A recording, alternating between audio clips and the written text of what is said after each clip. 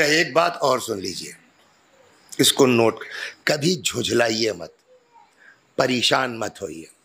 अगर आपने कोई काम खुदा के लिए किया है ना, दुनिया को बकने दीजिए, वो चाहे जितना बदनाम करना चाहे कर ले, करने दीजिए, आंख बंद के मुस्कुराते रहिए, इसलिए कि अल्लाह जिसको चाहता इज्जत देता है,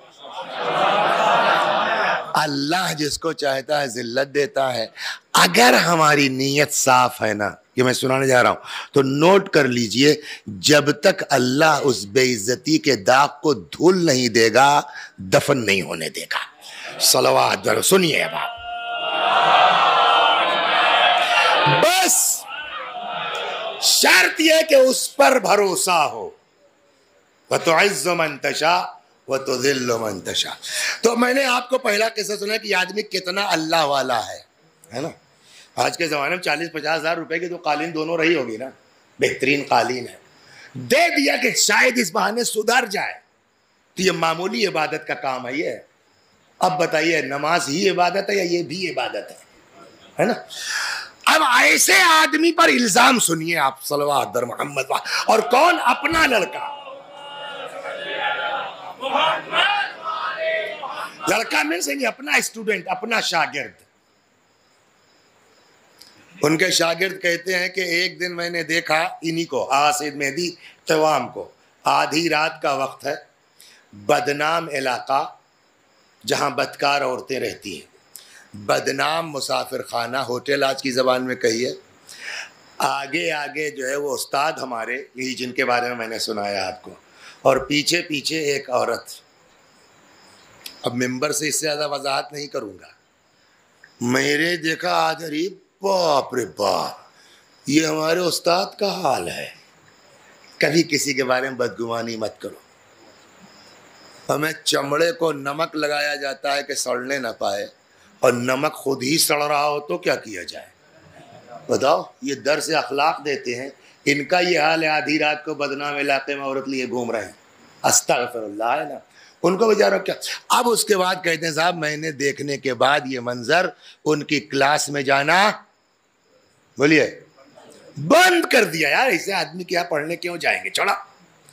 फिर 2-4 दिन के बाद, खुदा के हाथ में दिल है ना, खुदा ने मोड़ा इनको, कहने लगे यार उनका अमल उनके साथ, पढ़ाते बढ़िया है, बोलते बढ़िया है, बात उतर जाती है इस आदमी के दिल में, बिला वजह नहीं उतरती, अगर तकवा नहीं होगा तो नहीं उतरेगी। सलवात बर मोहम्मद वाल, ये नहीं सोचा उन्होंने,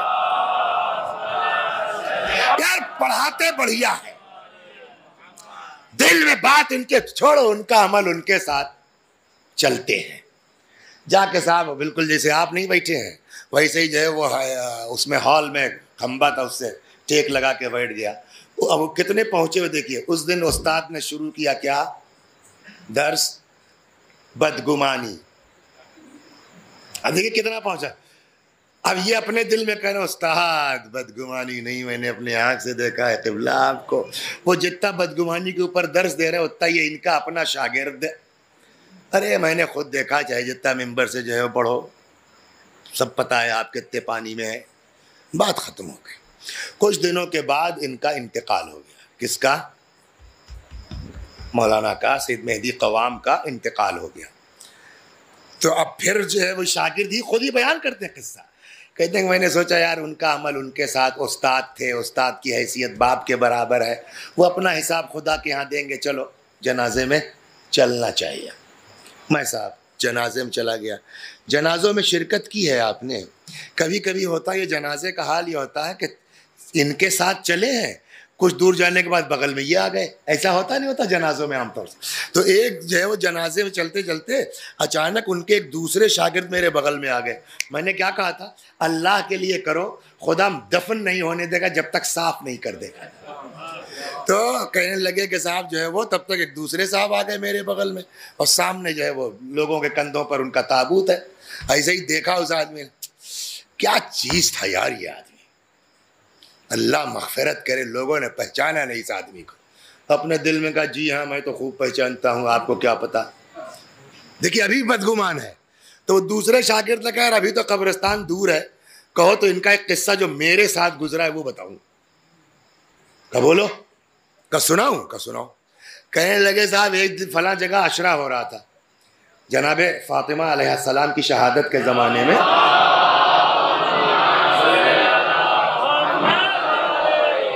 शहजादी के अय्याम अज़ा का अशरा चल रहा था, और उस दिन जो है वो आशरे की आखिरी मजलिस थी।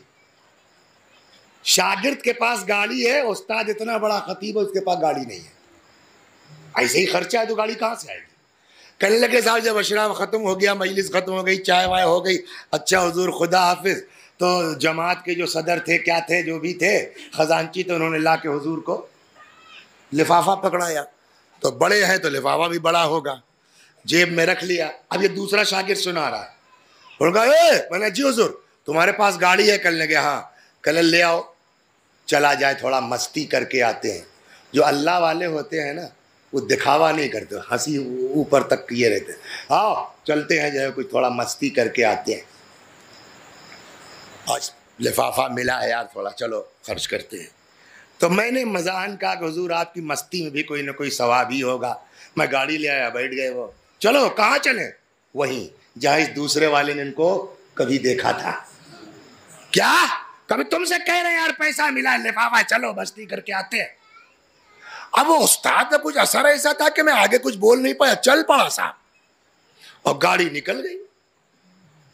उस इलाके में पहुंच गए जहां इस तरह की जो है वो औरतें रहती हैं। रोको गाड़ी, रोका। वो लड़की देख रहे हो? हाँ, तो उसको बुला लो। जी का जिससे तुमसे कह रहा था करो। मैंने कह दिया जब तुमसे पहले कि आज लिफाफा मिला, अंजुमन वालों ने दिया, थोड़ा खर्चा करते हैं यार। क्या जाओ। पता नहीं उनकी जबान में क्या असर था, मैं चला गया। और मैंने कहे मौलाना साहब बुला रहे हैं, सुन रहे हैं आप लोग, मुतवज्जे, मेरी बात समझ रहे नहीं समझ रहे? अब मैं मिंबर से और कितनी वजाहत करूं, काफी है। वो भी समझी कस्टमर, उसने पिछला दरवाजा खोला, बैठने के चक्कर में कहीं ले जाएंगे। उन्होंने कहा ओह उधर नहीं, इधर आओ। शीशा उतारा, ड्राइविंग सीट के बगल में आगे बैठे थे। आए, वो जो अभी लिफाफा अंजुमन ने दिया था, वो पूरा लिफाफा निकाला। कहा बेटा इसको रखो, ये मेरी पगड़ी देख रही हो? कहा हाँ काली है। कहा काली का मतलब समझते हो, समझती हो? यानी मैं औलाद फातिमा में हूँ। ये पैसा मेरा नहीं है, ये उन्हीं की मजलिस चल रही थी, उन्हीं के चाहने वालों ने चंदा करके मुझको लिफाफा दिया है।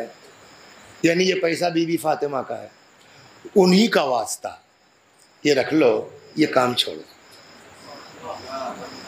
मैंने इस पर टेलीफोन नंबर लिख दिया अपना, कल को तुमको फिर ज़रूरत पड़ेगी मुझसे बात करना। और मेरे ताल्लुकात हैं, रवाबित है, लोग जानते हैं मुझको, देखता हूँ कोई माकूल रिश्ता मिल जाए तो मैं तुम्हारी हाँ शादी करवा दूंगा। मुंसिफ कोई जो है लड़का मिल जाता तो मैं उससे तुम्हारी शादी करवा देता हूँ, जो है वो। बात ख़त्म हो गई। वो जो लिफाफा अशरे का मिला था पूरा उसको दे करके चले आए, हो गई बात। ये खुद बयान करते हैं, मौलाना साहब का बयान है कि मैं गया नजफ ज़ियारत के लिए, तो मौला अली के रोज़े पे खड़ा ज़ियारत पढ़ रहा था, तब तक शुरू ही किया था, तब तक देखा बगल में एक आदमी है। तो मैंने कहा हो सकता है कोई काम हो इसको, ज़ियारत तो हम फिर भी पढ़ सकते हैं, किसी को जो है वो इंतज़ार करवाना अच्छी बात नहीं। मैंने ज़ियारत रोक दी। मैंने कहा जी भाई बोलिए। कल साहब वो बाहर एक लेडी आपसे मिलना चाहती है। मैंने कहा पता नहीं क्या काम है, चलो हम बाद में आके ज़ियारत कर लेंगे। वहाँ चले गए मिलने के लिए। अस्सलाम वालेकुम मौलाना साहब। वालेकुम सलाम। पहचाना आपने? कहा नहीं। का याद है आपको एक दिन आप आए थे, लिफाफा दे के गए थे और आपने कहा था ये काम छोड़ दो। आपकी ज़बान में पता नहीं क्या असर था मौलाना साहब कि उसके बाद मैंने छोड़ दिया। और ये जो साहब बुलाने गए थे ना, ये मेरा शौहर है, मेरी शादी हो गई और ये मेरी गोद में बच्चा है। मेरी नज़र आप पर पड़ गई, मैं रुक गई कि मौला मैं तुम्हारी ज़ियारत बाद में करूँगा, इसका शुक्रिया पहले अदा करूँगी। कुछ समझ में आया आपके? तो इतना बड़ा मोमिन इंसान, अपने शागिर्द ने उसके बारे में क्या तसव्वुर किया, लेकिन खुदा ने दफन होने से पहले हकीकत आश्कार कर दी। लिहाजा ये बात हमारे बच्चे भी नोट कर लें कि अल्लाह के लिए आगे बढ़ो, दुनिया क्या बकती है हमसे उससे बहस नहीं है। सलवात दर मोहम्मद।